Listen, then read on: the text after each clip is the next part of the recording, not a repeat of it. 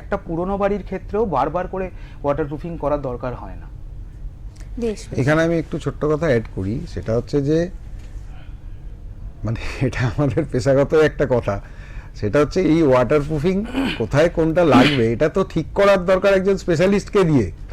এখন আমাদের প্রবলেমটা হচ্ছে যে দেখা যায় বেশিরভাগ ক্ষেত্রেই মিস্ত্রিরাই আমাদের স্পেশালিস্টের ভূমিকা পালন করেন এবং যে কোনো একটা কেমিক্যাল যেখানে খুশি লাগিয়েই বলে দেয় যে আমি ওয়াটারপ্রুফিং করেছি।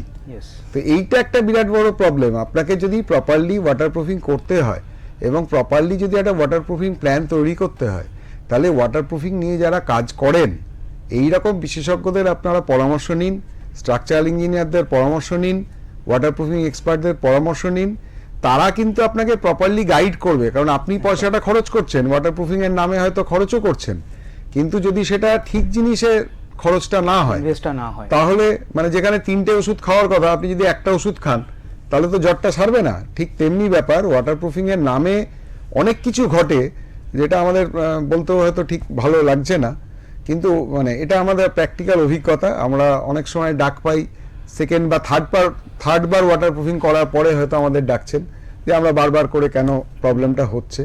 সেখানে এর আগেও একটা কথা বলা হয়েছে, ফার্স্টে রুট কজটা অ্যানালিসিস করতে হবে। যদি আমি রুট কজটাই না জানি তাহলে আমি যা খুশি ওয়াটারপ্রুফিং করি তাহলে কিন্তু আমার ওয়াটারপ্রুফিংটা থাকবে না। যেমন যদি দেখা যায় কোনো বাড়িটা বসার জন্য আমার ক্র্যাক তৈরি হয়েছে, সেই ক্র্যাকটাকে আমি না সারিয়ে সেখান দিয়ে জল আসছে কোনো কারণে, তা আমি ক্র্যাকটাকে সারলাম না, বসার ব্যবস্থাটাকে করলাম না, এটা ওয়াটারপ্রুফিং করলাম। সে ওয়াটারপ্রুফিং কখনোই কিন্তু ওই ক্র্যাকটাকে আটকাতে পারবে না, কারণ ক্র্যাকটা আবার রিঅ্যাপিয়ার করবে। এরকম প্রত্যেকটা স্টেজে যদি মাটির নিচ থেকে জল ওঠে তাহলে আমাকে দেখতে হবে যে জলটাকে আগে কি করে বন্ধ করা যায়। সেটা না করে আমি যা খুশি ওপরে একটা পেন্ট করে দিলাম, ও 2 মাস 3 মাস পরে দেখা যাবে।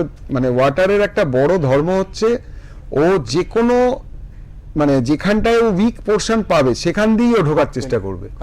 এবং একটা বড় আমাদের ভুল ধারণা আছে, আমি কোনো একটা জায়গায় ড্যাম প্যাচ দেখলাম মানে জাস্ট তার উপর থেকেই জলটা পড়ছে, তা কিন্তু না।